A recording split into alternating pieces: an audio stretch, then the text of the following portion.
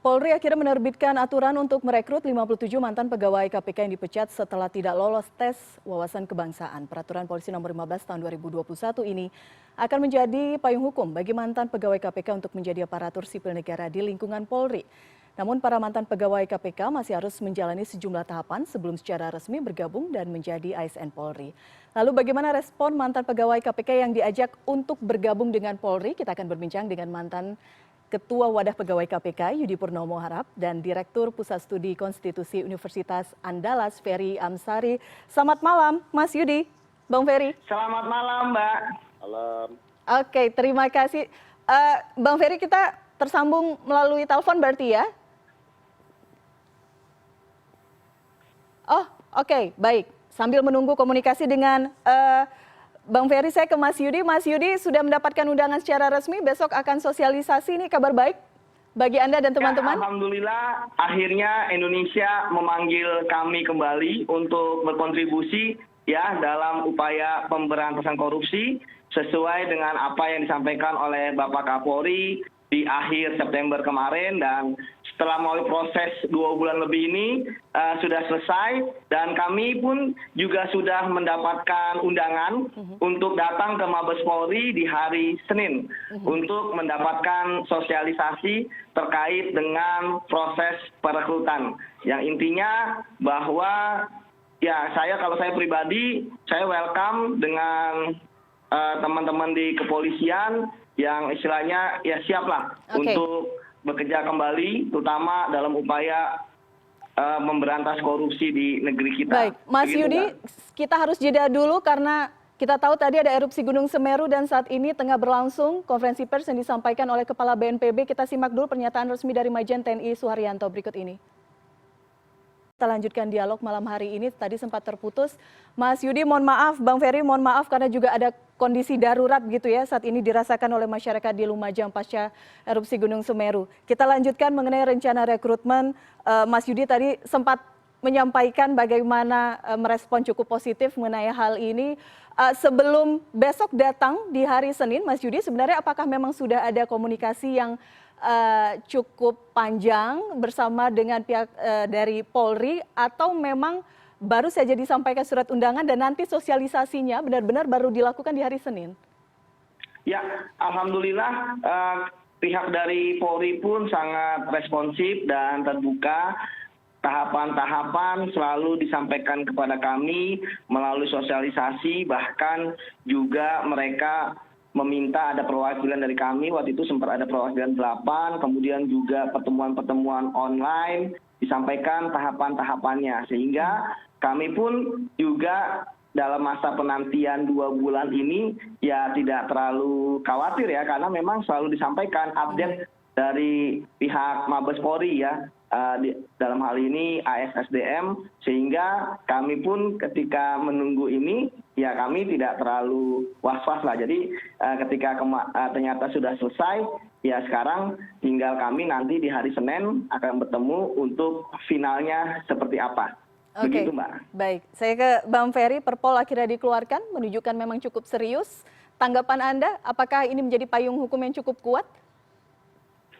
Ya, kalau dilihat kan parpol yang tersebar, kita bisa ketahui secara aturan sudah diatur oleh pihak kepolisian dan Kemenpan RB dan mendapatkan pengesahan ya kurang lebih begitu ya dalam proses harmonisasi dan proses pengundangan di Kementerian Hukum dan HAM.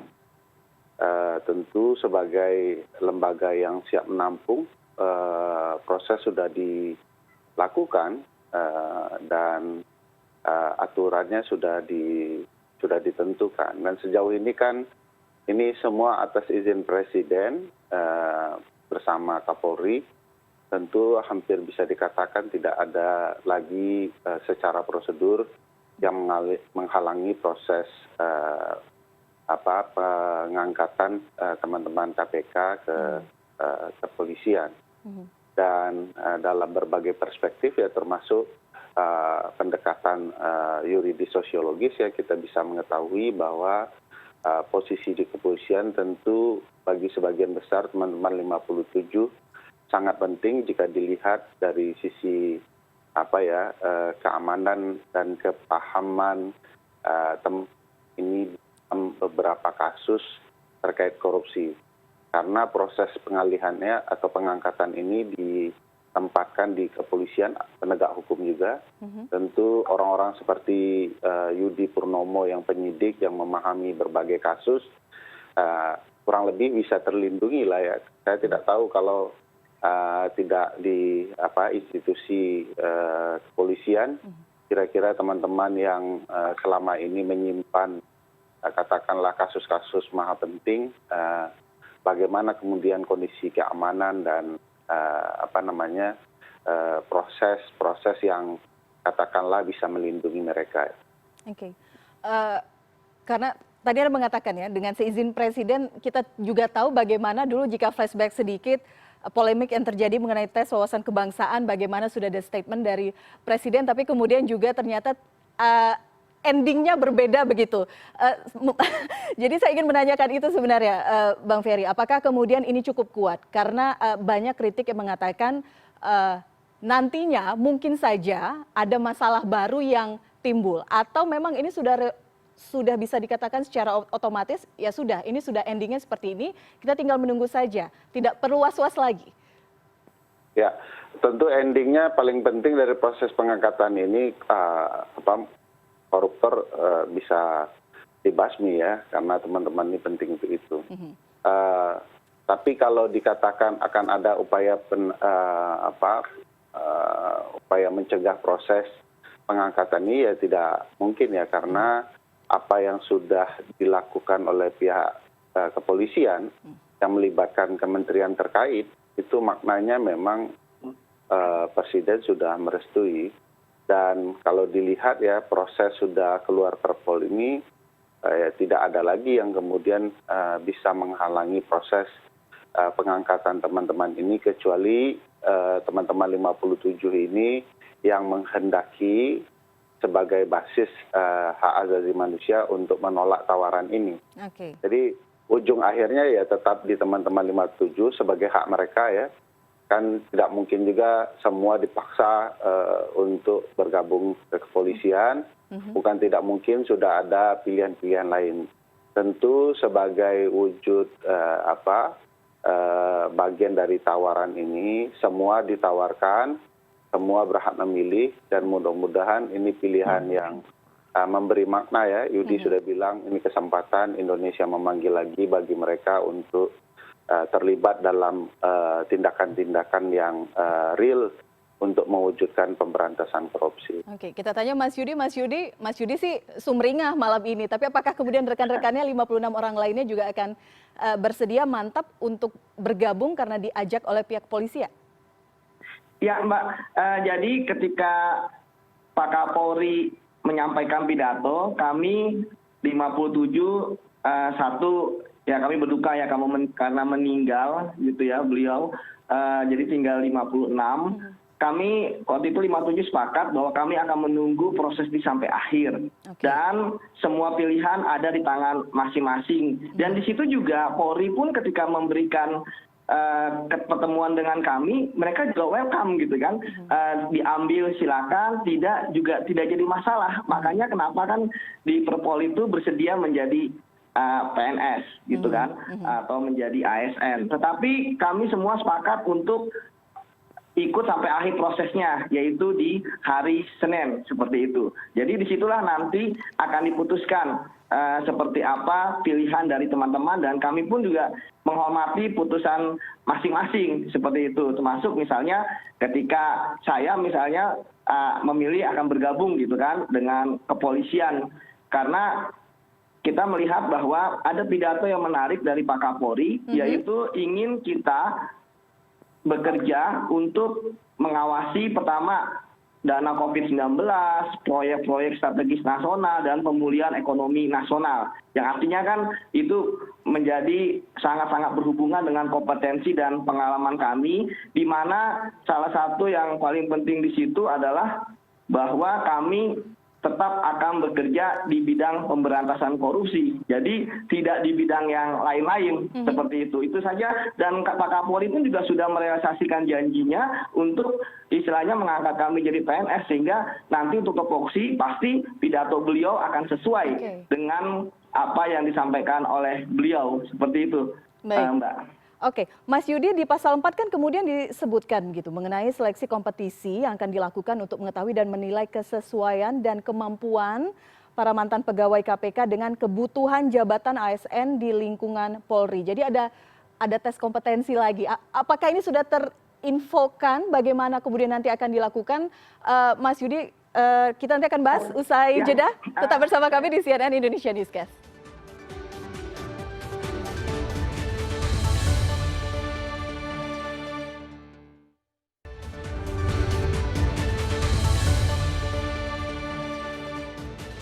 Baik, terima kasih Anda masih bersama kami. Kita lanjutkan lagi diskusi malam hari ini. Kita berbicara mengenai rencana perekrutan yang dilakukan oleh Polri. Ada 56 mantan pegawai KPK yang nanti hari Senin akan dipanggil dan akan menjalani sosialisasi. Salah satunya adalah Yudi Purnomo malam ini.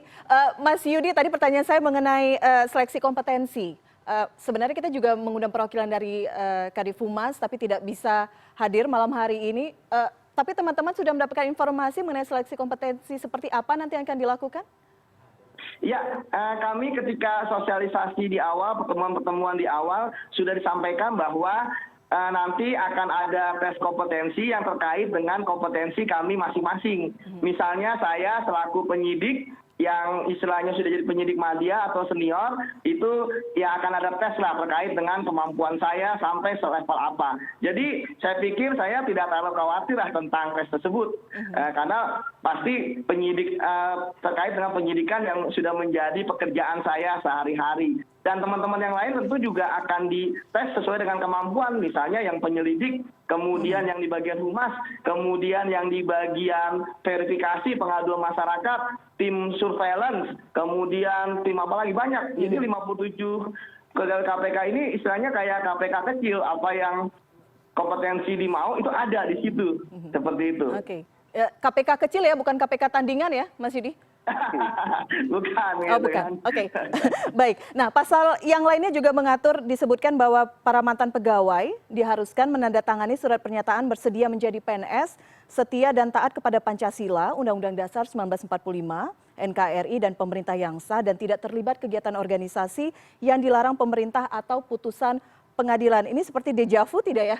Asesmen sebelumnya kan tes wawasan kebangsaan juga ada ya? Serupa ya, Mas Yudi? Ya, jadi itu pun sudah kami lakukan ketika waktu itu mengikuti tes wawasan kebangsaan. Jadi ketika dulu kami tidak menandatangani itu tidak akan bisa ikut gitu kan. Artinya kami bisa ikut. Dan akhirnya kan TWK tersebut kan tidak ada hubungannya dengan masalah kesetiaan pada Pancasila, UUD 45 gitu kan. Yang terjadi malah TWK tersebut ada 11 pelanggaran HAM, kemudian ada maladministrasi, yang ujung-ujungnya adalah pemberhentian kami. Jadi kalau misalnya syarat seperti itu sih sudah pernah kami lakukan dan itu sudah ada lah di arsipnya KPK sana gitu kan. Dan kami ketika diminta untuk tanda tangan seperti itu ya bagi kami tidak jadi masalah. Toh selama ini juga kami kurang konkret apa gitu kan, memberantas korupsi sebagai bagian pengabdian kami terhadap bangsa dan negara, Mbak. Seperti itu. Baik, saya ke Bang Ferry karena kita juga cukup bingung melihat ternyata cukup sederhana tahapan yang harus dilalui. Mengapa kemudian poin-poin ini diulang kembali, dan tadi Mas Yudi mengatakan sudah melakukan hal yang serupa. Sebelumnya sudah dilakukan pada saat tes di KPK. Mungkin bisa diberikan pencerahan dari sisi hukum bagaimana ini, Mas? Ya, kalau dibaca pasal 4 dan pasal 2 itu baik-baik, sebenarnya ini kan bukan tes ya, seleksi kompetensi itu dimaknai begini. Dibaca kurang lebih kemampuan teman-teman 57 untuk disesuaikan dengan kebutuhan kepolisian. Misalnya teman-teman yang punya kapasitas sebagai penyidik, kira-kira itu akan cocok dengan kebutuhan kepolisian dalam porsi kedudukan yang mana di sana. Ya. Jadi coba di-matchingkan lah gitu. Nah, dalam proses itu tentu saja ada pernyataan saya sebagai seorang PNS juga masuk juga menandatangani beberapa dokumen ya. Yang menarik tentu saja soal pernyataan tidak setia kepada Pancasila, Undang-Undang Dasar 1945 dan lain-lain itu. Ini menunjukkan bahwa kepolisian sebagai lembaga meyakini bahwa teman-teman ini sudah lewat screening itu sehingga tinggal tanda tangan. Tidak lagi berupa tes wawasan kebangsaan. Kalau tes wawasan kebangsaan itu sebagaimana hasil Komnas HAM dan Ombudsman RI memang produk yang mengada-ada, yang dicari-cari untuk menyingkirkan 57 ini, dan kepolisian memahami betul bahwa hasil Komnas HAM dan Ombudsman RI itu menunjukkan teman-teman ini bukan begitu ya, bukan orang yang harus dinyatakan tidak punya wawasan kebangsaan, orang yang tidak punya nilai kepancasilaan, tidak taat Undang-Undang Dasar 1945, tetapi dipastikan kepolisian melalui penandatanganan itu bahwa mereka betul-betul orang yang memiliki wawasan kebangsaan. Kurang lebih bagi saya penandatanganan pernyataan itu adalah sikap kepolisian untuk meyakini bahwa tes wawasan kebangsaan kemarin tidak sesuai dan bermasalah. Oke, Bang Ferry, kita tahu dalam proses perekrutan ini nanti meskipun kita nanti harus menunggu secara lengkap bagaimana penjelasan dari Polri mengenai hal ini, tapi juga melibatkan BKN. Kita tahu pada saat proses tes wawasan kebangsaan di KPK juga melibatkan lembaga ini juga. Bagaimana Anda melihat ada kemungkinan konflik di sana, ada perbedaan poin-poin standar asesmen yang berbeda atau seperti apa kemungkinan-kemungkinan yang bisa terjadi? Saya pikir institusi sekaliber kepolisian ya sudah bicara dalam untuk kemudian melakukan proses ini. Dan BKN tentu saja sudah juga bicara dengan kepolisian tentang syarat dan prosedur. Artinya tidak ada masalah sebagai lembaga yang katakanlah terlibat dalam pengangkatan pegawai negeri. Tentu secara kelembagaan dengan KPK bisa dilihat ya perbedaannya. Artinya KPK secara kelembagaan menginginkan hal-hal tertentu untuk dijalankan oleh BKN dalam target-target tertentu ya. Oleh saya dan teman-teman terlihat prosedur yang dibangun ketika itu berupa tes wawasan kebangsaan KPK BKN memang dirancang sedemikian rupa untuk menyingkirkan 57 teman-teman ini. Sementara keinginan institusi kepolisian berbeda. Untuk kemudian membuka jalan dengan kapasitas khusus yang ada untuk kemudian mengabdi di kepolisian. Jadi dua tujuan yang berbeda ya antara kepolisian BKN dan KPK BKN begitu. Dan hasilnya juga tentu saja berbeda. Kita lihat nama peraturan kepolisian ini jelas ya, ini pengangkatan yang melihat segi sumber daya manusia dan kapasitasnya yang ada di dalam diri teman-teman 57 untuk kemudian dipergunakan bagi kepentingan kepolisian. Kalau kita kaitkan dengan pidato Pak Kapolri, jelas bahwa tujuannya untuk memastikan tidak terjadi penyimpangan terhadap dana COVID dan upaya pemulihan ekonomi nasional. Nah, ini sudah jelas ke arah itu. Saya pikir tidak akan ada pertentangan karena secara aturan sudah ada. Yang saya lihat adalah bahwa ini semacam bukti kuat ya bahwa proses tes wawasan kebangsaan kemarin bermasalah. Oke, baik. Sebagai penutup, Mas Yudi, kira-kira nyamannya di posisi apa nanti? Bercanda, Mas. Yang pasti bukan Kapolri. Saya siap di mana saja sesuai dengan kompetisi saya sebagai penyidik ya. untuk bisa membantu lah bagaimana Polri itu bisa menjadi yang terdepan lah dalam pemberantasan korupsi di Indonesia. Seperti itu, Mbak. Oke, semangatnya luar biasa. Kita tunggu nanti, kita tagih bersama. Dan bagaimana juga nanti sosialisasinya, kita tunggu pekan depan ya Mas Yudi. Terima kasih sebelumnya berbagi informasi bersama kami. Terima kasih pencerahannya Bang Ferry malam hari ini di CNN Indonesia Newscast. Selamat malam, salam sehat selalu.